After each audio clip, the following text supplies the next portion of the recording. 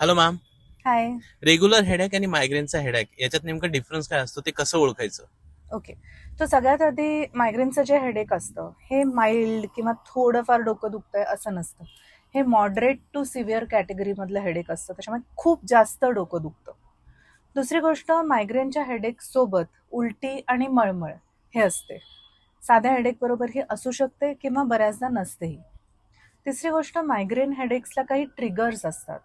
जसे की काही लोकांना उन्हात गेल्यावर मायग्रेन ट्रिगर होतो, काही लोकांना जेवणाच्या वेळेत चुकली की ट्रिगर होतो, स्त्रियांमध्ये पिरियड्सच्या अगोदर वगैरे हे ट्रिगर होऊ शकतं.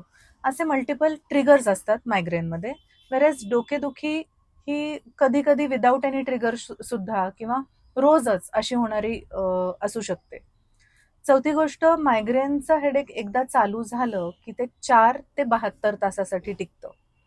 साधी डोकेदुखी ही चालू होऊन अर्धा पाऊण तास टिकते किंवा कधी कधी कंटिन्युअस दिवसेंदिवस महिनोन महिने ही हेडेक टिकून राहते. ही साधी डोकेदुखी असते.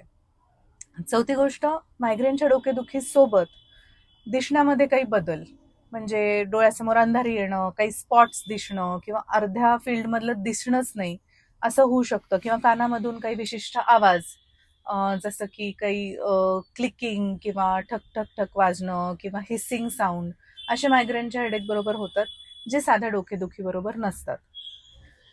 काही विशिष्ट प्रकारचे मायग्रेन असतात, जसं की मायग्रेन विथ ऑरा, त्याच्यामध्ये चक्कर येणं किंवा एक बाजू वीक पडणं, अशा गोष्टी देखील होतात.